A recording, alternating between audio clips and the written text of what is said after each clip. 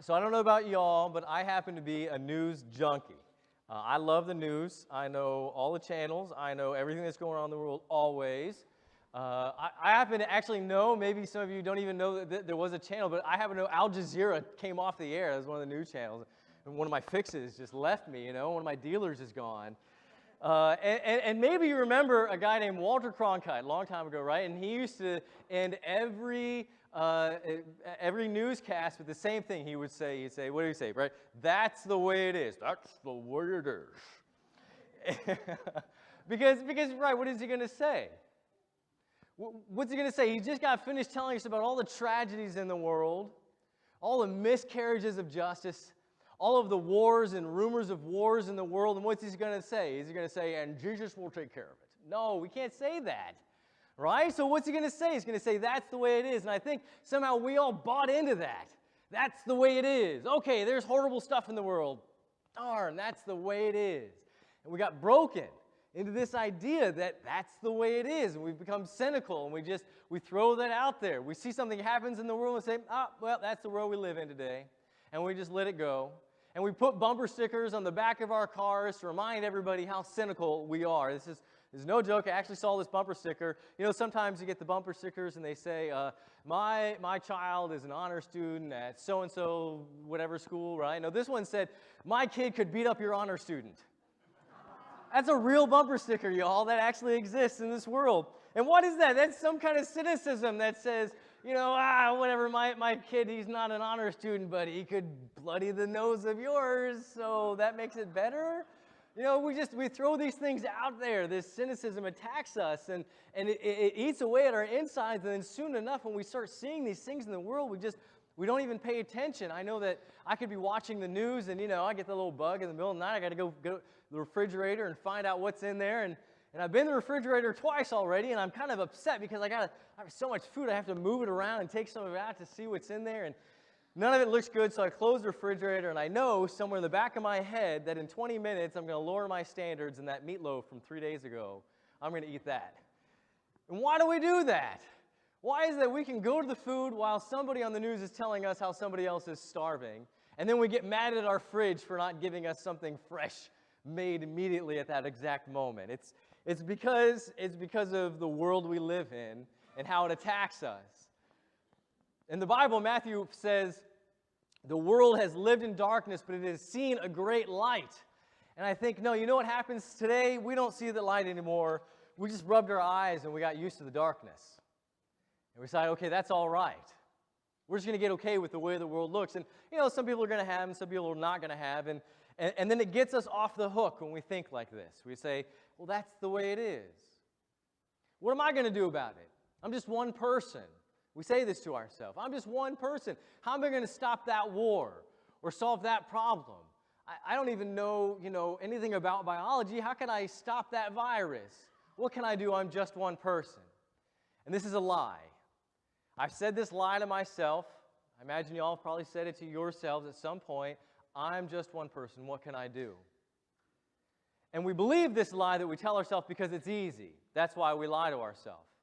Because if we tell ourselves this lie, and then we believe it, then we don't have to go and address the things that are in the world. We can just say, oh no, I'm one person, what can I do? I can't do anything. Oh well, I don't need to struggle. I don't need to fight, I don't need to get into it. I can just enjoy my life as it is now. And I'm not saying that life should be one big uphill struggle where you never get to enjoy life, that you should always live in depravity or something. That's not what I'm trying to say. But I'm trying to say that you should be able to identify in your life a struggle. There should be something that pulls and nags at you. There should be something that calls you out of your comfort zone. There should be something that you say, I can do something. And that should eat away at you. And if you can't identify what it is, then there's a problem there. This is the book of Revelation. This is John. Now, people get freaked out when I pull out the book of Revelation. No. The book of Revelation is real easy, real simple. I'm going to break it down for you in 2 sentences, right? The good guys win in the end. Thanks be to God. There you go. Okay. So don't freak out, don't freak out. But I do want you to hear this. I want you to hear this. This is John, and he's got this vision, right? And he's looking, and then here's what he goes. This is what he says. This is Revelation 7:13. Then one of the elders addressed me, saying, "Who are those, robed in white? And where have they come from?" And John says, "Sir, you know. I don't know who they are." And then he says, "They are the ones who came out of the great ordeal. They have washed their robes and made them white in the blood of the Lamb." The great ordeal. Right? That's the idea that every one of us has a struggle, an ordeal. And that struggle, that ordeal that's in your life, and maybe it's not one, it could be a series of them. It's going to pull you away from God. It's going to pull you away from goodness, and you're going to let it unless you fight against it, unless you struggle against it, unless you identify what it is and you say, hey, this is the thing that I need to fight against. And if you're not doing that, then you need to ask yourself, well, why not? Are you selling yourself short? Maybe you never thought about it. Maybe it never occurred to you that there should be a struggle in your life, that there should be an ordeal. Or maybe you're just going through the motions. Peter went through the motions. Peter is the poster child of going through the motions. I love Peter. Peter is the loser Christian extraordinaire. He is like the worst Christian that ever existed. And that's why I love him. If you're ever having a bad day, just open the Bible, look in the back for the word Peter, go find Peter doing something dumb, and then realize life is better. Okay, poster child for loser. All right, so let's just recap all the loser things that Peter's ever done. Walked out of the boat. Remember, he walked out of the boat. He's on the solid water, and it's great. And then he's looking at Jesus, and he's actually holding on to Jesus, and he's walking on water, and then he starts sinking. Why, man? Can't you recognize the goodness literally in front of your face? Okay, Peter denied Jesus 3 times. After all of the miracles that he saw him do, denied him. Peter heard Mary Magdalene come back. He ran as fast as he could to see the tomb empty. And then he still went back to the boat and started fishing, back to his old life, the way things were, as if Jesus never resurrected. Jesus resurrected, say, Peter, hey, come on back. I'm here on the shore. This is last week's reading. He comes back on the shore, and then eventually Jesus ascends up into heaven, right? And what does Peter do? He's got all these Christians around him, and he knows that he's got some kind of special insight. At least he thinks he should, because he's seen Jesus resurrect from the dead. He's seen Jesus raise people from the dead. He's seen all of these miracles, and he's sitting there with all these other Christians. That said there's 100 and some odd there, and you know what he does? He gives like this half-hearted sermon about, Jesus. He's cool, I think. Peter is the biggest loser Christian there ever was. If Paul was the best Christian, Peter was the worst. Peter kept trying to take the faith that Jesus brought into the world and put it in his own box. He kept trying to tell Jesus what faith should look like.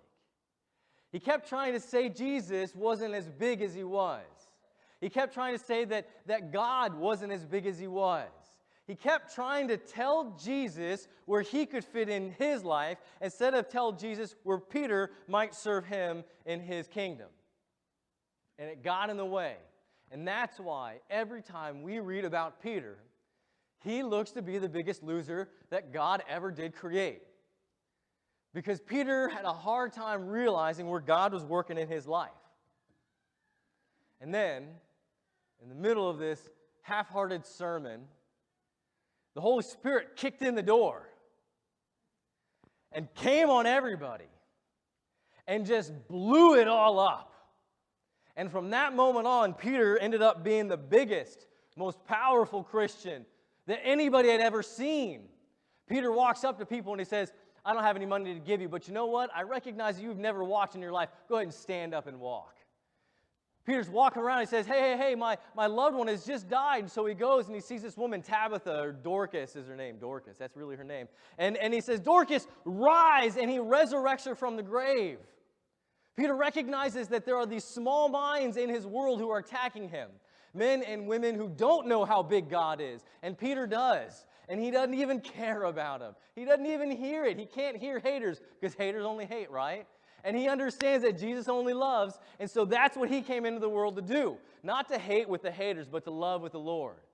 And he does, and he goes out into that. Eventually, ultimately, he is killed in Rome. They crucify him.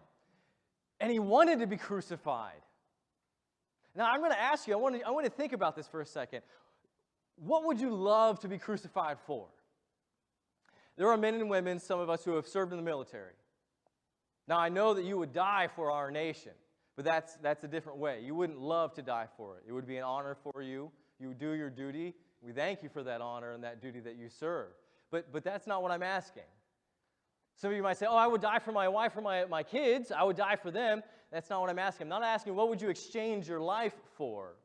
I'm asking, what would you joyfully die for? What would you be like, I'm going to wait in line for that? And then the end result is a cross. That's how Peter acted. Once he finally understood who God was, he didn't even want to be crucified upright, because that's how Jesus died. He said, no, flip me upside down, because I don't even deserve to be crucified in the way that my Lord was crucified.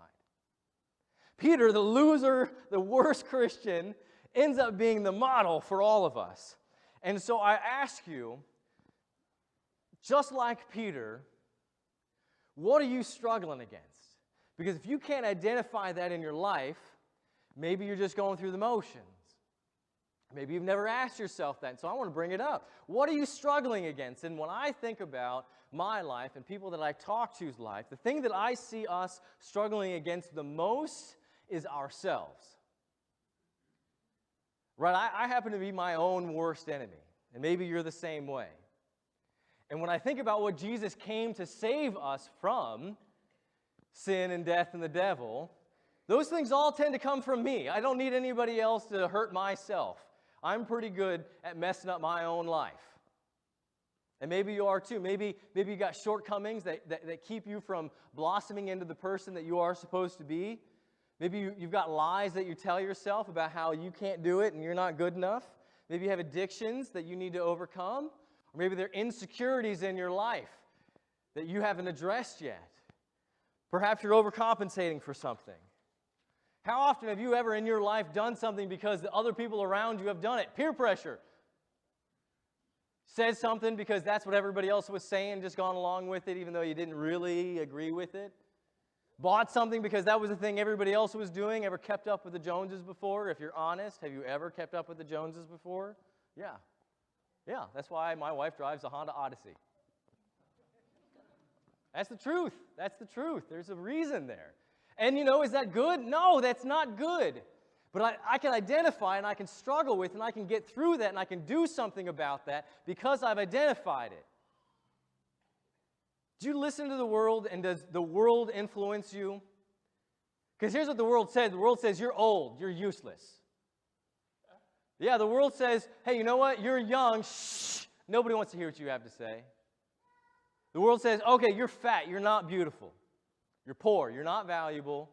You're rich, so that means you're selfish. The world says, you're only one person, you can't make a difference. You know what I say to that? I say we need to drop some 4-letter bombs on that kind of thinking. That is ridiculous. Don't you know you're a child of God? Don't you know God didn't just come into this world and died for nothing? Don't you know how valuable you are? That he came into your world not so that you could be lost into some thinking of some Sadducee or Pharisee. Kathy Lee and Hoda are not your prophets. Get off the Twitter. There is nothing good in the interwebs that's going to tell you how awesome you are unless you find a Christian webpage maybe. You are a saved child of God. He came and died for you so that you might move mountains. You are infinitely loved and equally powerful. Amen.